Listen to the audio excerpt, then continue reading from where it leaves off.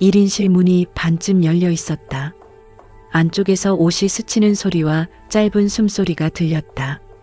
이하진이 문틈으로 고개를 기울인 순간 침대 위에서 중년 남녀가 서로에게 매달려 있었다. 남자의 손이 여자의 허리를 감싸며 끌어당겼다. 하진의 시야에 남자의 얼굴이 들어오는 순간 무릎이 풀리며 바닥에 그대로 주저앉았다. 남자는 그녀의 시아버지 김정우였다. 정우는 웃으며 말했다. 또 이러고 다녀. 그러니 내 남편이 질린 거야. 여자 이미경은 침대에서 다리를 내리며 하진을 바라봤다. 며느리 맞지? 남편 관리도 못하면서 왜 남 눈칫밥을 먹여? 두 사람은 죄책감도 없이 오히려 하진을 비웃고 있었다.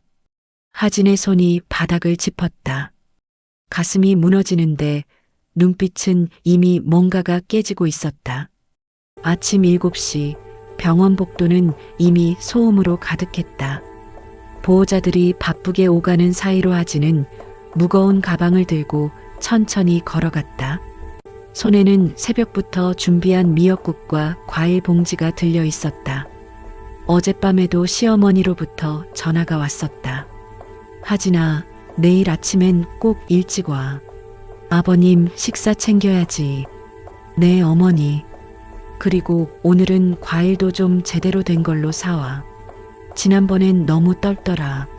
전화를 끊고 나서도 하진은 한참 동안 휴대폰을 내려다봤다. 남편 민서에게서는 연락이 없었다.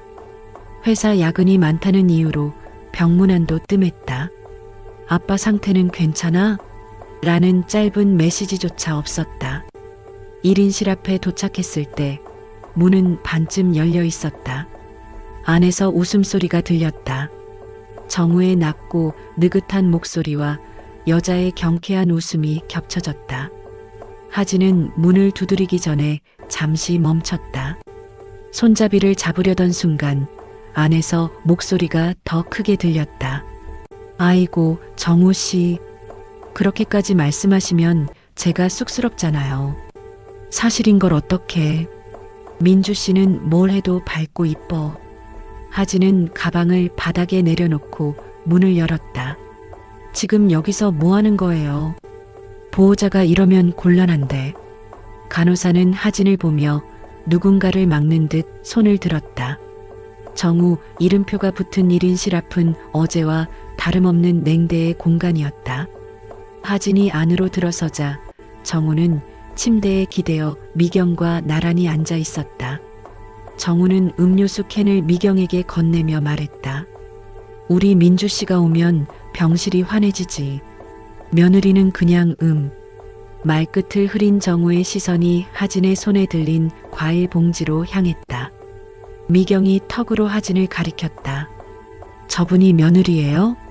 계속 허둥대던데. 정우가 껄껄 웃었다. 하진이는 원래 그래. 뭘 해도 어설프지.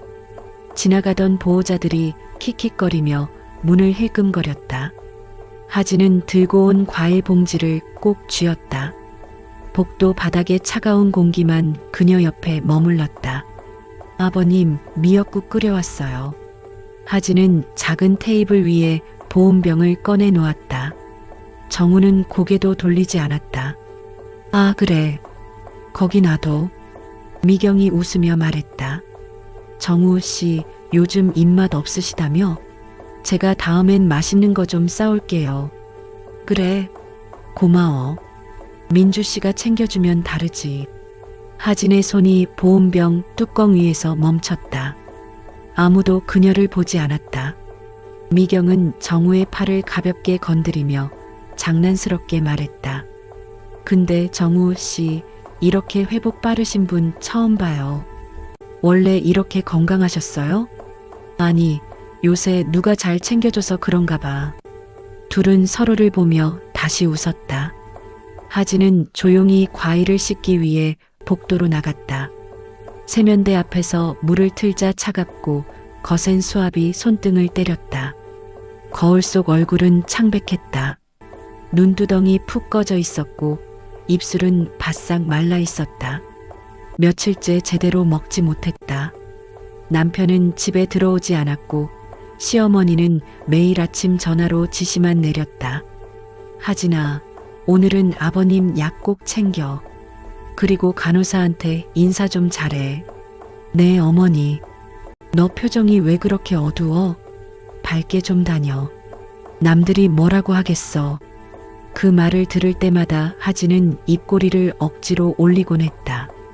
그러나 거울 속 얼굴은 점점 더 지쳐가고 있었다. 과일을 씻어 병실로 돌아왔을 때 정우와 미경은 나란히 창가에 서 있었다.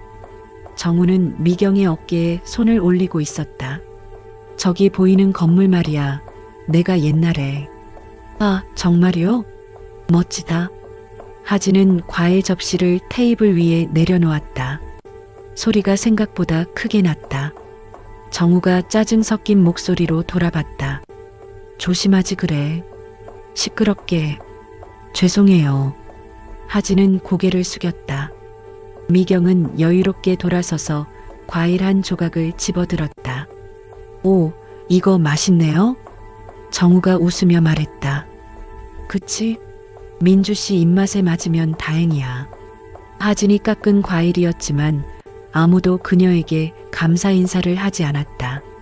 점심시간이 되자 간호사가 병실 문을 두드렸다. 보호자분, 환자분 식사 나왔어요. 하진이 일어서려 하자 정우가 손을 저었다. 됐어. 내가 먹을게. 민주 씨, 같이 먹을래? 아, 괜찮으세요? 그럼 저도 좀. 두 사람은 나란히 식판을 받아들고 이야기를 나눴다. 하진은 구석 의자에 앉아 그 모습을 지켜봤다. 그녀의 가방 안에는 아직 먹지 못한 김밥이 들어 있었다. 새벽에 편의점에서 산 것이었다. 비닐을 뜯지도 못한 채 가방 속에서 점점 식어가고 있었다. 오후가 되자 시어머니 윤숙이 병실에 들어왔다. 어머니. 하진이 일어서 인사했지만 윤숙은 대답도 없이 지나쳤다.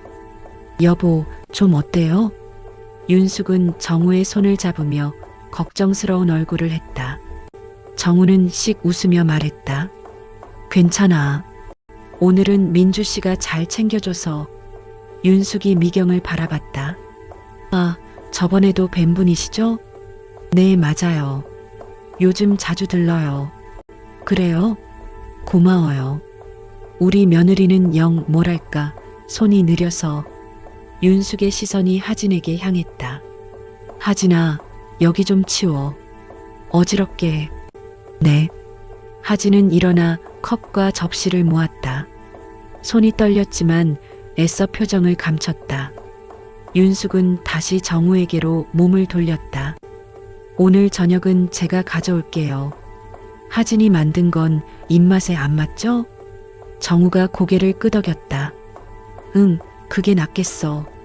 그날 저녁 하진은 병원 근처 작은 공원 벤치에 앉아 있었다. 손에는 식은 커피가 들려 있었다. 거리는 어두워지고 있었고 가로등 불빛이 하나둘 켜졌다. 휴대폰이 울렸다. 시어머니였다. 하진아, 지금 어디야? 밖에 잠깐 나와 있어요. 뭐하러? 병실에 있어야지. 아버님 혼자 두면 어떡해. 미경 씨가 계세요. 그래도 넌 며느리잖아.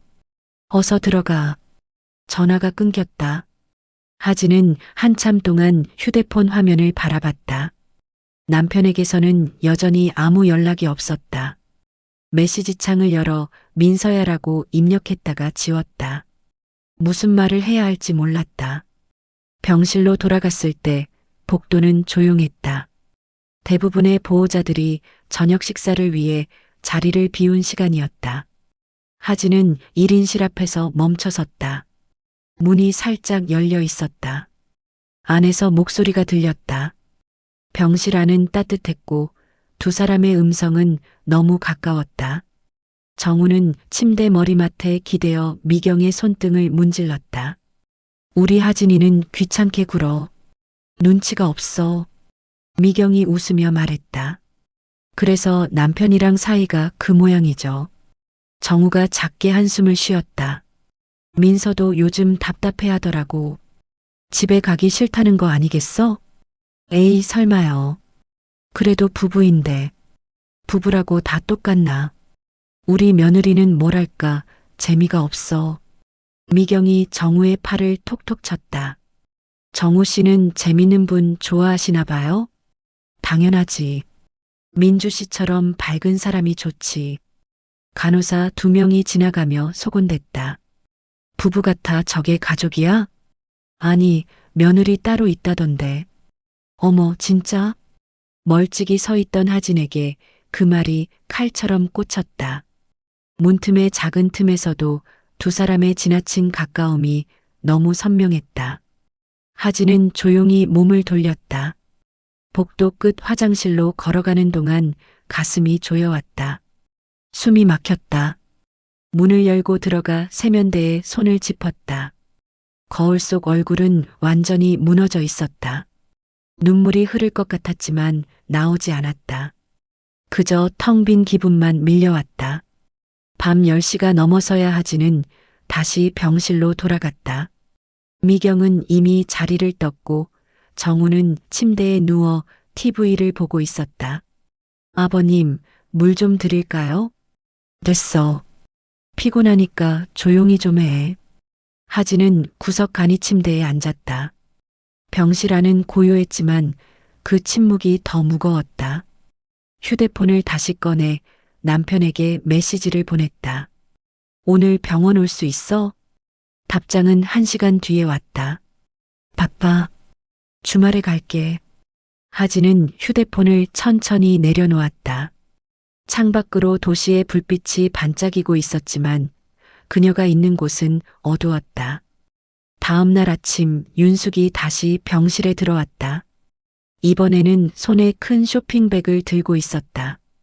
여보, 이거 좀 봐요. 제가 백화점에서 샀어요. 정우가 웃으며 받아들었다. 오, 이거 좋네. 윤숙은 만족스러운 얼굴로 하진을 돌아봤다. 하진아, 너도 이런 거 좀 사오지 그래. 맨날 시장 물건만 사오고. 죄송해요, 어머니. 됐어. 어차피 넌 안목이 없으니까. 윤숙은 그 말을 던지고 정우 옆에 앉았다. 하진은 다시 구석으로 물러났다. 그녀의 존재는 점점 더 투명해지고 있었다. 그날 오후 미경이 다시 병실에 나타났다. 이번에는 손에 케이크 상자를 들고 있었다. 정우 씨, 오늘 기분 좋은 날이라서 사왔어요. 정우의 얼굴이 환하게 밝아졌다. 아이고, 이런 걸 또. 고마워. 윤숙도 웃으며 말했다. 민주 씨는 참 센스가 있으시네요. 세 사람은 케이크를 나눠 먹으며 웃고 떠들었다. 하진은 복도에서 그 광경을 지켜봤다. 케이크 접시가 3개뿐이었다. 그녀의 몫은 처음부터 없었다. 저녁이 되자 정우가 하진을 불렀다. 하진아, 내일은 일찍 좀 와. 아침에 검사 있어. 네, 알겠습니다. 그리고 민주 씨 오면 좀 잘해줘. 요즘 기분 좋게 해주거든. 하진은 대답 대신 고개를 끄덕였다. 정우는 다시 TV를 보며 말했다. 넌 왜 맨날 그렇게 우울해 보여? 좀 밝게 다녀. 그 말을 듣는 순간 하진의 손이 주먹을 쥐었다. 하지만 아무 말도 하지 않았다. 그저 조용히 간이 침대로 돌아가 누웠다. 천장을 바라보며 숨을 고르는 동안 눈가가 뜨겁게 달아올랐다. 하지만 눈물은 여전히 나오지 않았다.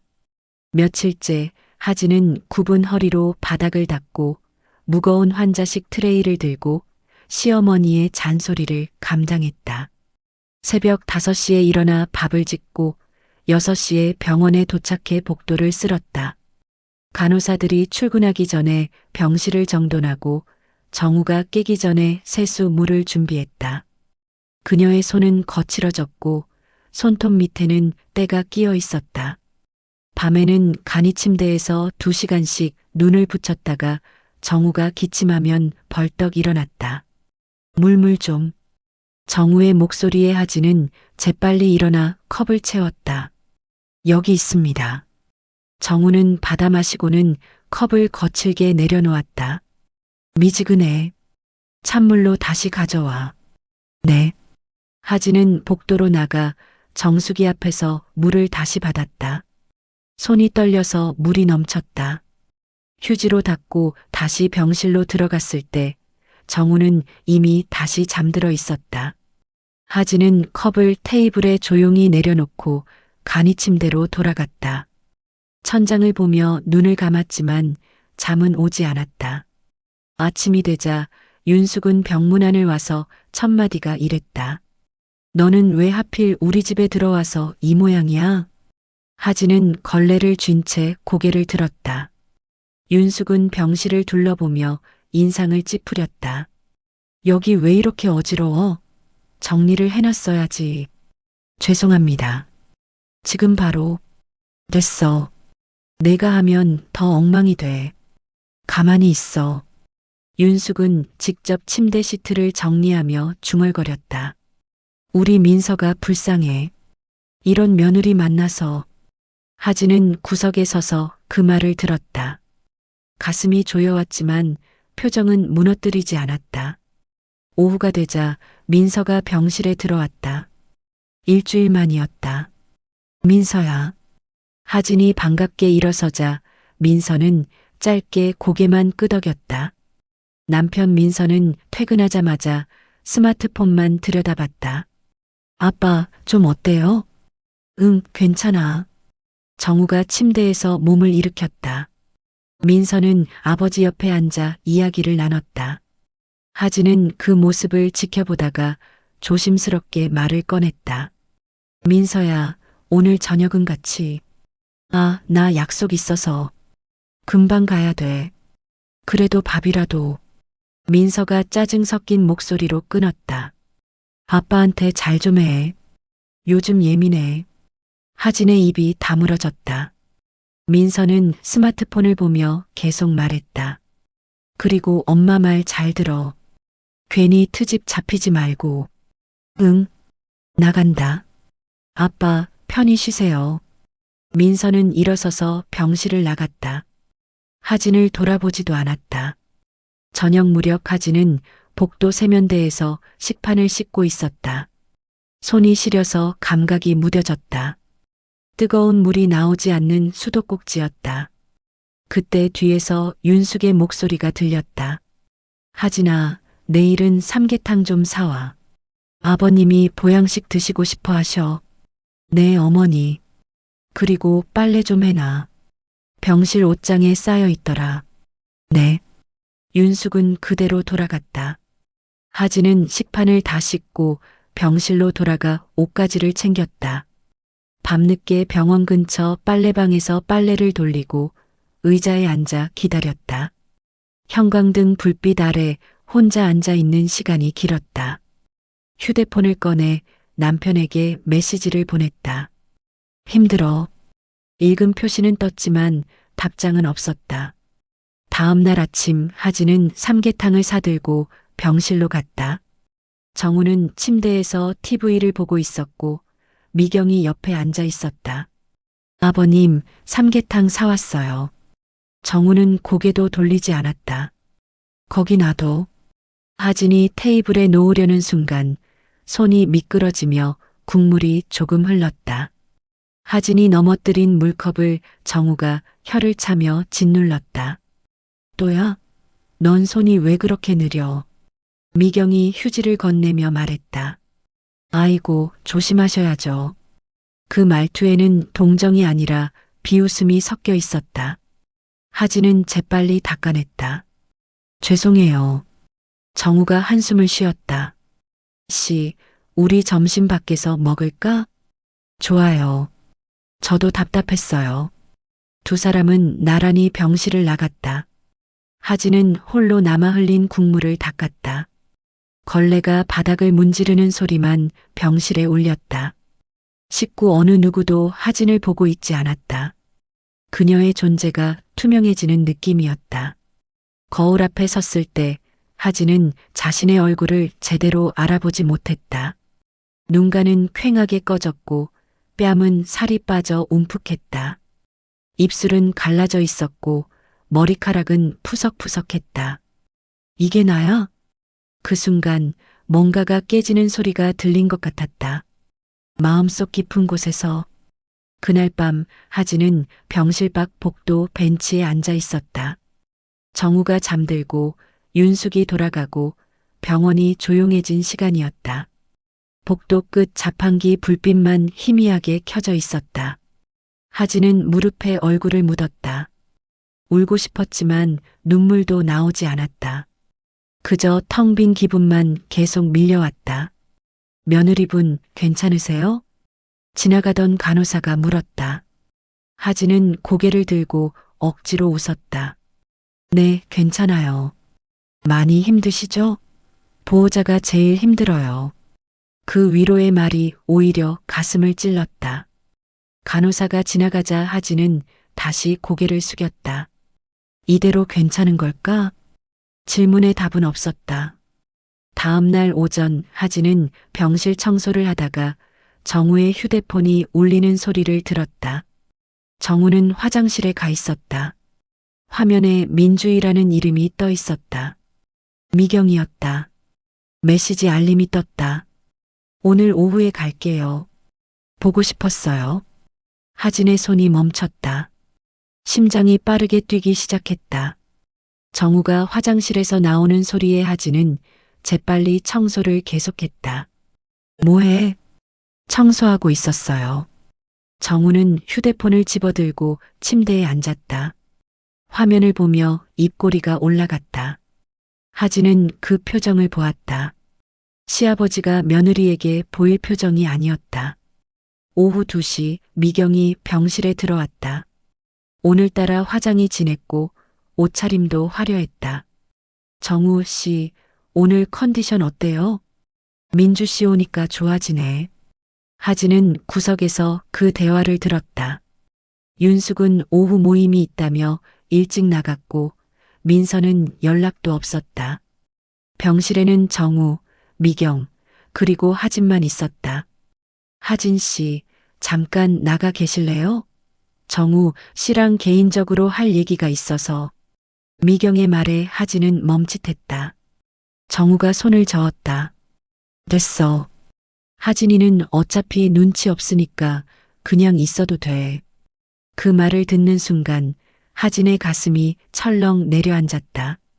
하지만 자리를 뜨지 못하고 그대로 서 있었다. 미경이 웃으며 정우에게 가까이 다가갔다. 그래도 좀 그렇잖아요. 괜찮아. 신경 쓰지 마. 두 사람은 하진이 보는 앞에서 가까이 앉았다. 미경이 정우의 손을 잡았다. 하진의 눈이 그 손을 따라갔다. 정우 씨, 요즘 많이 좋아지셨죠? 응, 내 덕분이야. 에이, 제가 뭘 했다고요? 매일 와주잖아. 그게 힘이 돼. 하진은 벽을 보며 숨을 참았다. 나도 매일 왔는데. 그 말은 입 밖으로 나오지 않았다. 저녁 시간이 되자 미경이 말했다. 저녁 식사 같이 하실래요? 제가 맛있는 거 사올게요. 좋지. 하진아, 너는 그냥 여기 있어. 우리 둘이 먹을게. 네. 두 사람은 나란히 병실을 나갔다. 문이 닫히는 소리가 유난히 크게 들렸다. 하진은 홀로 남아 창밖을 바라봤다. 해가 지고 있었다. 노을이 붉게 물들었지만 그녀의 눈에는 아무 색도 들어오지 않았다. 1시간 뒤 두 사람이 돌아왔다. 손에는 식당 포장 봉지가 들려 있었다. 하진아, 내 거는 없어. 우리 둘이 먹을 거니까. 정우의 말에 하진은 고개를 끄덕였다. 괜찮아요. 전 나중에 먹을게요. 미경이 웃으며 말했다. 며느리분은 참 착하네요. 그 말에는 비꼬는 뉘앙스가 섞여 있었다. 두 사람은 음식을 꺼내 먹기 시작했다. 하진은 복도로 나갔다. 자판기 앞에서 하진은 주머니를 뒤졌다. 1,000원짜리 동전 3개가 전부였다. 라면을 뽑아들고 휴게실로 갔다. 뜨거운 물을 부어 3분을 기다렸다. 젓가락으로 면을 들어 올렸을 때 눈물이 뚝 떨어졌다. 처음으로 눈물이 나왔다. 하진은 허겁지겁 면을 입에 넣었다. 맛도 느껴지지 않았다. 그저 삼키는 것만 반복했다. 밤 10시 하진은 병실로 돌아갔다. 미경은 이미 자리를 떴고 정우는 침대에서 TV를 보고 있었다. 들어왔어? 네. 내일 아침 일찍 와. 검사 있어. 알겠습니다. 하진은 간이 침대에 누웠다. 정우의 코 고는 소리가 들리기 시작했다. 하진은 천장을 바라보며 눈을 감았다. 언제까지 이렇게 살아야 하지? 며칠이 더 지났다. 미경은 매일 병실에 왔고 정우는 점점 더 그녀에게 의지했다. 하진의 자리는 점점 더 좁아졌다. 어느 날 오후 정우가 말했다. 하진아, 오늘은 집에 가 있어. 여기는 씨가 지킬게. 저는 괜찮은데요. 됐어. 너 있으면 답답해. 가 있어. 하진은 짐을 챙겨 병원을 나왔다. 버스를 타고 집으로 돌아가는 길, 창밖 풍경이 흐릿하게 보였다. 집에 도착하니 텅 비어 있었다. 민서는 또 야근이라며 연락도 없었다. 그날 밤 하진은 혼자 식탁에 앉아 컵라면을 먹었다. 조용한 집안에 후루룩거리는 소리만 울렸다. 휴대폰을 보니 민서에게서 메시지가 와 있었다. 오늘도 늦어. 먼저 자. 하진은 답장하지 않았다. 그냥 휴대폰을 내려놓고 소파에 누웠다. TV를 켰지만 무슨 내용인지 들어오지 않았다. 새벽 2시가 되어서야 민서가 들어왔다. 아직 안 잤어? 응. 병원은 어때? 괜찮아. 민서는 샤워하러 들어갔다. 대화는 거기서 끝이었다. 다음 날 아침 하진은 다시 병원으로 갔다. 병실 문을 열려는데 안에서 소리가 들렸다. 하진이 병실 문을 열었을 때 두 사람은 서로를 바라보며 옷깃을 정리하고 있었다. 정우는 부드럽게 미경의 목덜미를 쓸고 있었다. 시간이 멈춘 것 같았다. 하진의 손이 문손잡이를 꽉 쥐었다. 미경이 하진을 보고 천천히 미소 지었다. 하진이 멈춰 서자 미경은 태연했다. 아, 들어오세요. 어차피 다 봤잖아요. 정우는 놀라지도 않았다. 오히려 짜증스러운 얼굴로 하진을 쳐다봤다. 정우는 비웃음을 감추지 않았다. 너 남편이랑 사이 안 좋다며. 내가 이런 일 만들었어. 뭐라고요? 민서가 집에 안 들어가는 이유를 모르겠어? 내가 재미없으니까 그렇지. 미경이 거들었다. 며느리분, 너무 상처받지 마세요. 남자들은 원래 그래요. 하진의 숨이 끊겼다. 심장이 터질 것 같았다. 무릎에 힘이 풀렸다. 그런데 이상했다. 분노가 치밀어 올랐다. 그리고 짧게 터졌다. 이제 끝났어요. 정우와 미경의 손길이 동시에 멈췄다. 뭐? 전 이제 안 합니다. 이런 거. 하진의 목소리는 떨렸지만 단호했다. 그 순간 하진의 눈빛은 완전히 달라져 있었다. 더 이상 투명하지 않았다. 불꽃이 타오르고 있었다. 병실을 나온 하진은 곧장 복도 끝 상담실로 갔다. 손이 떨렸지만 문을 두드렸다. 들어오세요. 사회복지사가 앉아 있었다. 보호자분, 무슨 일이세요? 저 변호사 좀 소개받을 수 있을까요? 변호사요? 무슨 일이신데? 하진은 짧게 숨을 들이쉬었다. 이혼하려고요. 그날부터 하진은 움직이기 시작했다. 병원 CCTV 열람 신청서를 제출했다. 지난 2주간의 영상 기록을 요청했다. 보호자분, 이거 왜 필요하신 거예요? 개인적인 이유입니다. 담당자는 고개를 갸웃했지만 신청서를 받았다. 이틀 뒤 USB를 받아들고 하진은 PC방으로 갔다. 구석자리에 앉아 파일을 열었다. 화면에 병실안이 나타났다. 정우와 미경이 나란히 앉아 있는 장면. 정우가 미경의 손을 잡는 장면. 미경이 정우의 어깨에 기대는 장면. 하진은 떨리는 손으로 장면들을 캡처했다. 그리고 날짜와 시간을 정리해 문서로 만들었다.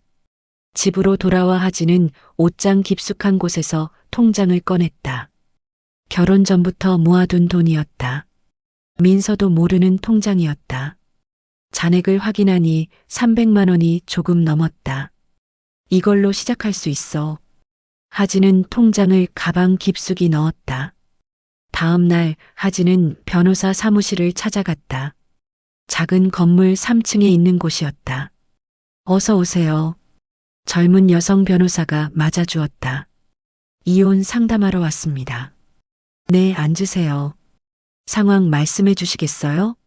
하진은 차분하게 설명했다.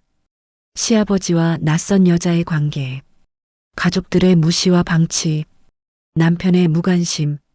변호사는 메모하며 고개를 끄덕였다. 증거 있으세요? 하진은 USB를 꺼내 건넸다. CCTV 영상이요. 그리고 녹음 파일도 있어요. 변호사가 노트북으로 파일을 확인했다. 화면을 보던 변호사의 표정이 굳었다.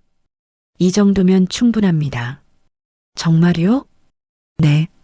부정행위로 입증 가능해요. 이혼 사유로 충분합니다. 며칠 뒤 하진은 민서에게 이혼 의사를 밝혔다. 저녁 식탁에 마주 앉은 자리였다. 민서야, 나 이혼하고 싶어. 민서는 수저를 들던 손을 멈췄다. 갑자기 무슨 소리야? 갑자기가 아니야. 오래 생각했어. 아빠 때문에? 그거 오해야. 오해가 아니야. 나 다 봤어. 민서의 얼굴이 굳었다. 뭘 봤는데? 내 아버지랑 미경 씨. 병실에서. 그게 그냥 친한 거잖아. 하진이 웃었다. 처음으로 비웃는 웃음이었다. 친한 게 저렇게 하는 거야? 손잡고 목덜미 쓸고. 하진아, 진정해. 오해야. 난 더 이상 안 해. 이혼할 거야. 민서가 자리에서 일어났다. 엄마 아빠한테 뭐라고 할 건데? 내가 알아서 해. 하진도 일어섰다. 둘은 서로를 마주봤다. 더 이상 부부의 눈빛이 아니었다. 일주일 뒤 하진은 이혼 조정 신청서를 제출했다. 법원에서 연락이 왔다. 조정 기일이 잡혔습니다. 2주 뒤 오전 10시입니다. 하진은 달력에 표시했다. 그날까지 준비할 게 많았다. 병원에는 더 이상 가지 않았다. 정우에게서 전화가 왔다. 야, 너 왜 안 와? 이제 안 갑니다. 뭐? 며느리가 시아버지 병수발도 안 해? 전 더 이상 며느리 아닙니다. 하진은 전화를 끊었다. 윤숙에게서도 전화가 왔다. 하진아, 지금 뭐 하는 거야? 당장 병원 와. 못 갑니다. 내가 감히. 하진은 통화를 끊고 번호를 차단했다. 민서에게서도 수십 통의 전화와 메시지가 왔다. 하진아, 다시 생각해. 이러지 마. 제발. 우리 만나서 얘기하자. 모두 무시했다. 조정 기일 전날 밤 하진은 짐을 챙겼다. 집을 나가기로 했다. 옷가지와 서류, 통장, 그리고 USB. 그게 전부였다. 새벽에 몰래 집을 나와 고시원으로 갔다. 보증금 없이 월세만 내는 작은 방이었다. 창문도 작고 환기도 안 됐지만 괜찮았다. 여기가 새 출발점이었다. 법원 로비에서 민서가 종이를 붙잡고 있었다. 하진아, 이건 너무 급하게. 하진은 이혼 서류를 깔끔하게 펼쳐놓았다. 급한 게 아니야. 늦은 거지. 정우는 퇴원한 지 하루밖에 안 된 얼굴로 휠체어에 앉아 있었다.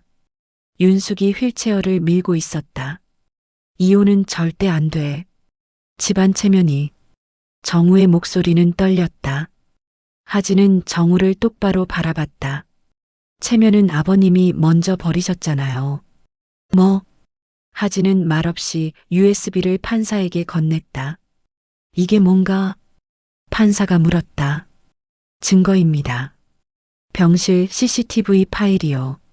조정실에 있던 모니터에 영상이 재생되었다. 정우와 미경이 손을 잡는 장면. 정우가 미경의 목덜미를 쓰는 장면. 두 사람이 병실 문을 잠그고 커튼을 치는 장면. 병실 CCTV 파일, 음성 녹음, 정우와 미경의 밀착 장면이 증거로 제출되었다. 조정실이 조용해졌다. 판사가 서류를 넘기며 말했다. 부정행위 명백합니다. 주변의 시선이 정우에게 몰렸다. 정우의 얼굴이 붉게 일그러졌다. 이건 오해야. 오해가 아닙니다. 녹음 파일도 있어요. 하진은 또 다른 파일을 재생했다. 정우의 목소리가 스피커에서 흘러나왔다. 우리 하진이는 귀찮게 굴어. 눈치가 없어. 그래서 남편이랑 사이가 그 모양이죠. 미경의 목소리도 선명했다. 윤숙이 입을 가렸다. 민서는 자리에서 일어나며 작은 목소리로 말했다. 하진아, 제발. 이제 끝이야. 하진은 도장을 꾹 찍었다. 문서가 책상 위에 눌리는 소리가 깊고 단단했다. 판사가 말했다. 조정 성립입니다. 이혼이 확정됩니다. 그 순간 힘의 축이 완전히 뒤집혔다. 하진은 서류를 받아들고 조정실을 나왔다. 복도를 걸을 때 민서가 뒤쫓아왔다. 하진아, 정말 이러고 싶어? 하진은 걸음을 멈추고 돌아봤다. 응, 정말이야. 후회할 거야. 후회는 내가 해. 하진은 다시 걸었다.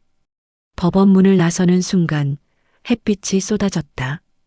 눈부셨지만 피하지 않았다. 똑바로 마주봤다.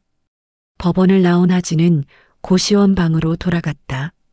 작은 책상 위에 이혼 확정 서류를 펼쳐놓았다. 이제 시작이야.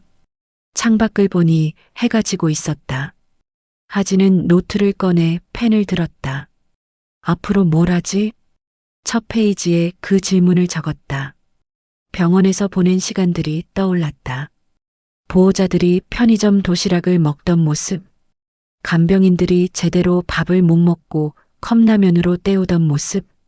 그래, 저 사람들을 위한 음식을 만들자. 하진은 계획을 세우기 시작했다. 병원 보호자 맞춤 도시락, 영양가 있고 간편하고 저렴한 도시락. 다음 날부터 하진은 움직였다. 구청에 가서 소상공인 지원 상담을 받았다. 창업하시려고요? 네, 도시락 사업이요. 좋은 생각이네요. 지원 프로그램이 있어요.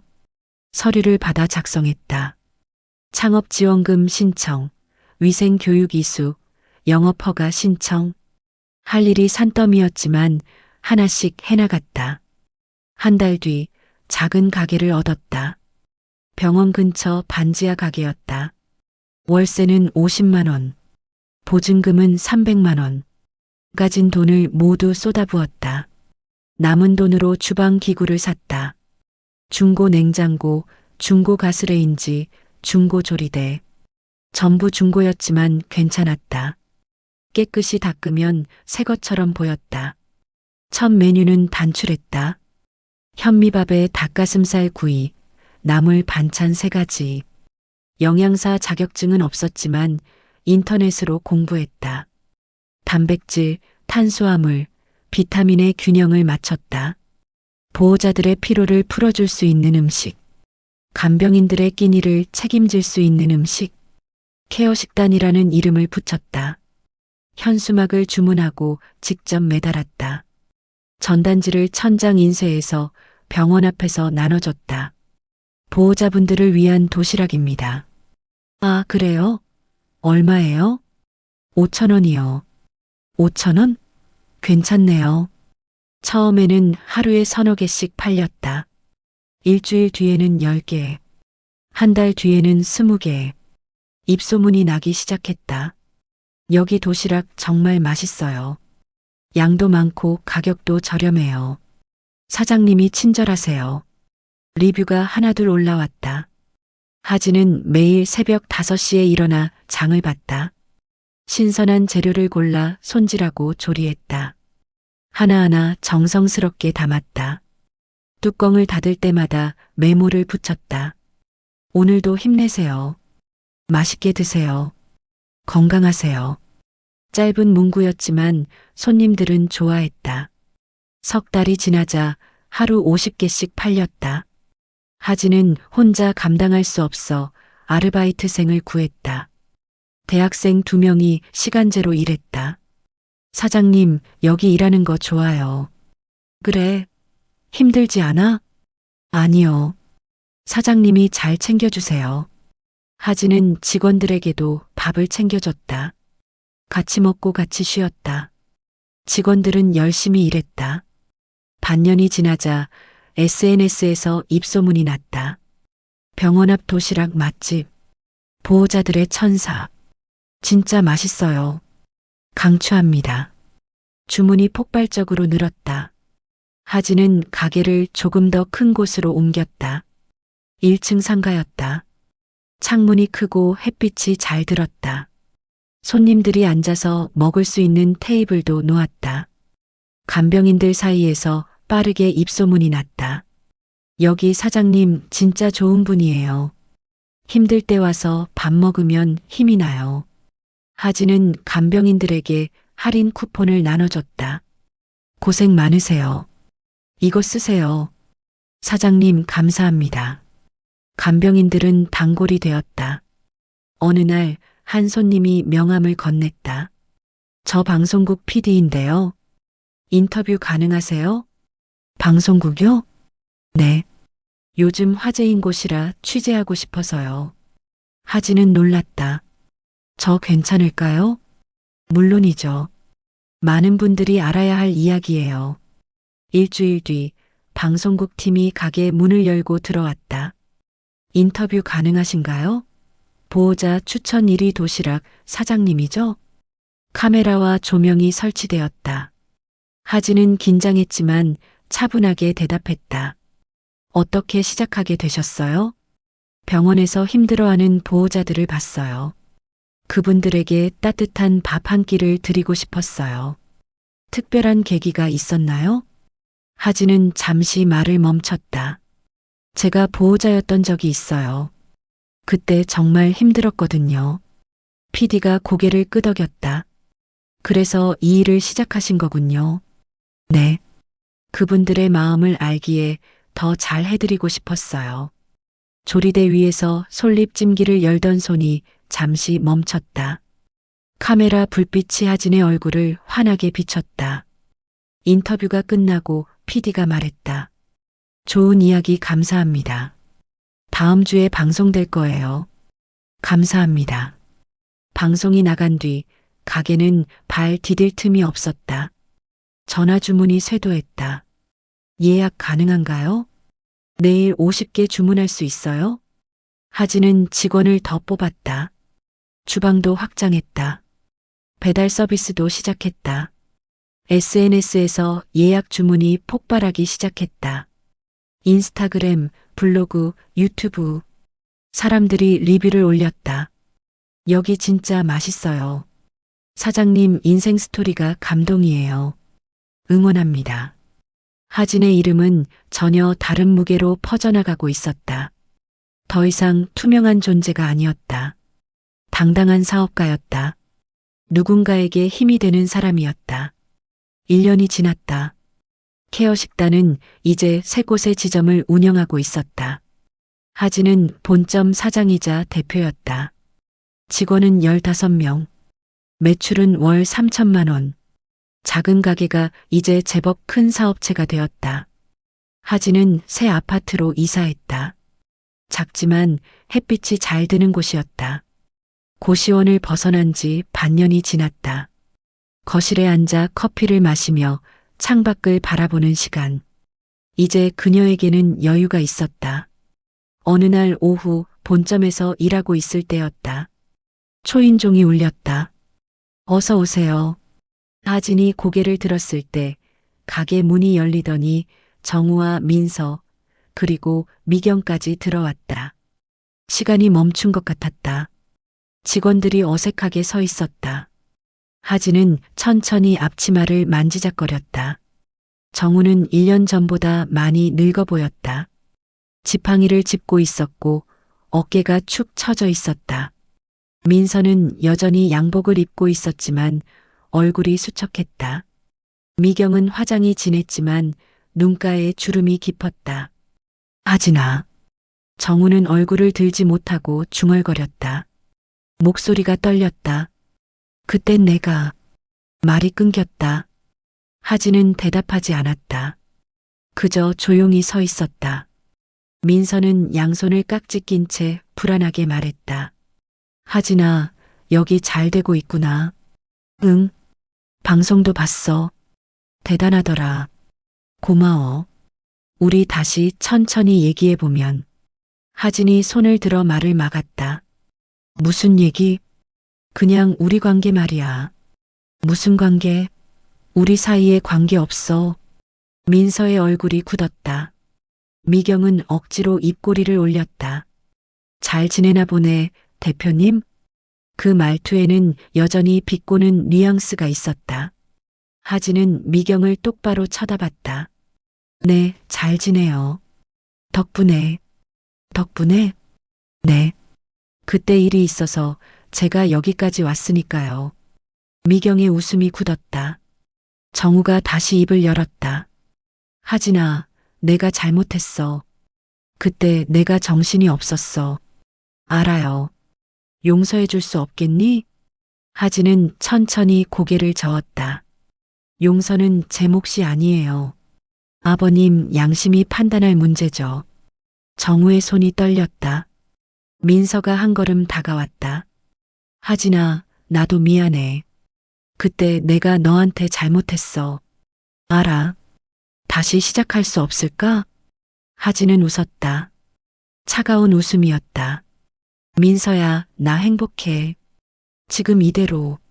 하지만 너 없이도 잘 살 수 있어. 아니, 너 없어서 더 잘 살고 있어. 민서의 얼굴이 창백해졌다. 하진은 앞치마 끈을 조용히 풀고 세 사람과 마주 섰다. 더 이상 굽실거리는 며느리가 아니었다. 당당한 사업가였다. 자신의 발로 선 여자였다. 여기 사적인 얘기하는 곳 아닙니다. 모두 나가세요. 목소리는 단호했다. 정우가 당황해 일어나려 했지만 손잡이를 놓쳤다. 지팡이가 바닥에 떨어졌다. 민서가 허둥지둥 주었다. 미경은 시선을 피했다. 가게 안의 손님들이 이쪽을 쳐다봤다. 직원들도 긴장한 표정으로 서 있었다. 하진아, 제발. 민서가 간청했다. 하진은 문을 열고 말했다. 앞으로 제 인생에 여러분은 없습니다. 그 말에는 흔들림이 없었다.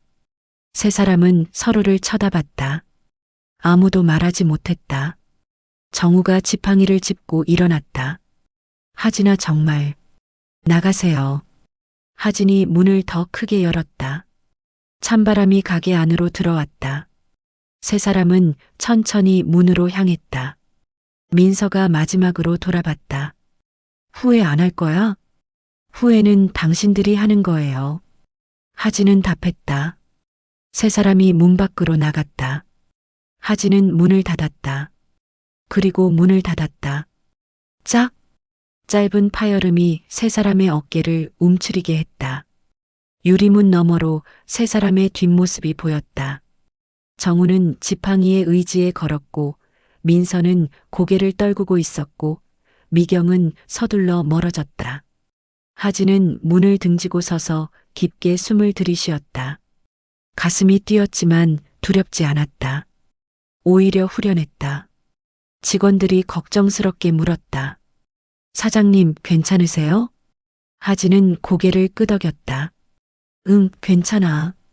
그리고 다시 앞치마를 둘렀다. 자, 다시 일하자. 손님들이 하나둘 자리로 돌아갔다. 주문이 들어왔다. 도시락 2개요.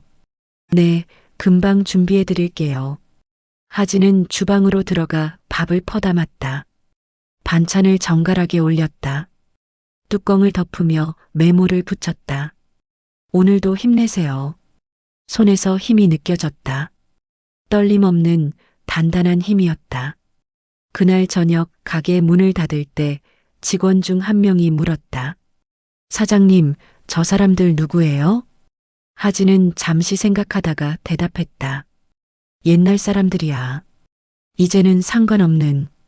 아, 그렇구나. 응. 이제는 정말 없어. 직원이 웃었다. 사장님 멋있어요.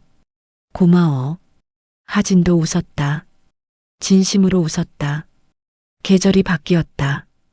봄이 왔고, 여름이 지나갔고, 가을이 왔다. 케어 식단은 이제 5곳의 지점을 운영하고 있었다. 하진은 매일 아침 본점에 출근했다. 직원들과 인사를 나누고 주방 상태를 확인하고 오늘의 메뉴를 점검했다. 일상이 편안했다. 더 이상 누군가의 눈치를 보지 않았다. 더 이상 자신을 숨기지 않았다. 어느 날 오후 한 손님이 가게에 들어왔다. 60대 정도 되어 보이는 여자였다. 어서 오세요. 하진이 인사했다. 여자는 메뉴판을 보다가 하진을 쳐다봤다. 사장님이세요? 네, 맞아요. 방송 봤어요. 정말 대단하시더라고요. 감사합니다. 여자는 잠시 망설이다가 말했다. 저도 예전에 며느리였어요. 시집살이가 정말 힘들었죠. 하진은 고개를 끄덕였다. 그러셨군요. 그런데 전 끝까지 못 벗어났어요. 그냥 참고 살았죠. 여자의 눈가가 붉어졌다. 사장님 보니까 부러워요. 용기 내셔서. 하진은 여자의 손을 가만히 잡았다. 괜찮으세요. 지금이라도 늦지 않았어요. 지금은 다 지나간 일이에요. 그냥 응원하고 싶었어요. 고맙습니다. 여자는 도시락을 주문하고 자리에 앉았다. 밥을 먹으며 조용히 눈물을 닦았다. 하진은 그 모습을 지켜보다가 따뜻한 차를 한 잔 더 건넸다. 서비스예요. 천천히 드세요. 고맙습니다, 사장님. 저녁이 되었다. 마지막 손님이 나가고 직원들이 정리를 시작했다. 하진은 주방을 둘러봤다. 깨끗이 닦인 조리대, 정돈된 식재료, 내일을 위한 준비. 모든 게 제자리에 있었다. 사장님, 먼저 들어갈게요. 응, 조심히 가. 내일 봐요. 그래, 내일 보자. 직원들이 하나둘 퇴근했다. 가게가 조용해졌다. 밤 가게 불을 끄고 하진은 뒤편 작은 벤치에 앉았다. 가게 뒤쪽 작은 공간이었다. 낮에는 직원들이 쉬는 곳이었고 밤에는 하진의 사색 공간이었다. 조용히 바람이 불어 포장지 끝이 살짝 흔들렸다. 가로등 불빛이 골목을 비추고 있었다. 고양이 한 마리가 지나갔다. 하진은 가방에서 공책을 꺼냈다. 1년 전부터 써온 일기장이었다. 매일 밤 한 줄씩 적었다. 오늘은 뭐라고 쓸까? 오늘 옛날 사람들이 찾아왔다. 그들을 보내는 게 생각보다 어렵지 않았다. 나는 이제 괜찮다. 펜을 내려놓고 하진은 하늘을 올려다봤다. 별이 보였다. 도시 한가운데였지만 몇 개의 별은 보였다. 근처 요양원에서 일하는 간병인이 지나가자 하진은 작은 보온팩을 건넸다. 가방에서 미리 준비해 둔 것이었다.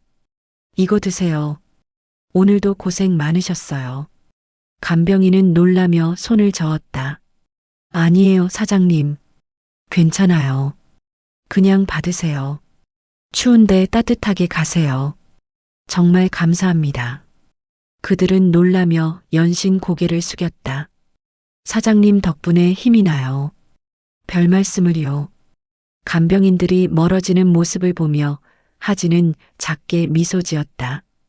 어두운 길에 노란 조명이 가만히 퍼지고 있었다. 가로등 불빛이 골목을 따뜻하게 비췄다. 찬바람이 불었지만 하진은 추위를 느끼지 못했다. 마음이 따뜻했다. 하진은 벤치에서 일어나 가게 문을 잠갔다. 셔터를 내리고 자물쇠를 채웠다. 케어 식단이라는 간판에 불이 꺼졌다. 내일 아침이면 다시 켜질 불빛이었다. 집으로 가는 길 하진은 천천히 걸었다. 급할 것 없었다. 이제 집에는 그녀를 기다리는 평화가 있었다. 아무도 그녀를 무시하지 않았다. 아무도 그녀를 투명하게 만들지 않았다. 아파트에 도착해 문을 열었다. 따뜻한 공기가 반겼다. 신발을 벗고 불을 켰다. 거실에 앉아 창밖을 바라봤다. 도시의 불빛이 반짝이고 있었다. 저마다의 삶이 빛나고 있었다. 하진의 삶도 그중 하나였다. 휴대폰이 울렸다. 직원에게서 온 메시지였다. 사장님, 내일 새 메뉴 아이디어 있어요. 얘기해요. 하진은 웃으며 답장했다. 좋아. 내일 얘기하자. 메시지를 보내고 휴대폰을 내려놓았다. 주방으로 가서 물을 끓였다. 차를 한 잔 우려 다시 거실로 왔다. 소파에 앉아 차를 한 모금 마셨다. 따뜻함이 목을 타고 내려갔다. 가슴까지 퍼졌다. 하진은 잠시 그 빛을 바라보다가 천천히 숨을 내쉬었다. 길고 깊은 숨이었다. 1년 전 병실 복도에서 무너졌던 그녀가 아니었다. 지금의 하진은 당당했다. 지금의 하진은 행복했다. 지금의 하진은 자유로웠다. 창밖으로 첫눈이 내리기 시작했다. 하얀 눈송이가 천천히 떨어졌다. 하진은 창가에 서서 그 풍경을 바라봤다. 세상이 하얗게 물들어가고 있었다. 새로운 계절이 오고 있었다. 괜찮아. 나는 괜찮아. 하진은 마음속으로 중얼거렸다. 정말로 괜찮았다. 더 이상 과거에 묶여있지 않았다. 더 이상 누군가의 그림자가 아니었다. 새로운 삶이 조용히 그러나 단단히 자리 잡아가고 있었다. 하진의 삶은 이제 시작이었다. 앞으로 나아갈 길이 아직 많이 남아 있었다. 그 길을 하진은 두렵지 않게 걸어갈 수 있었다. 혼자서도 당당하게. 눈은 계속 내렸다. 하진은 차를 다 마시고 컵을 싱크대에 놓았다. 불을 끄고 침실로 들어갔다. 침대에 누워 눈을 감았다. 오늘도 하루가 끝났다. 내일은 또 새로운 하루가 시작될 것이었다. 하진은 그 내일이 기대되었다.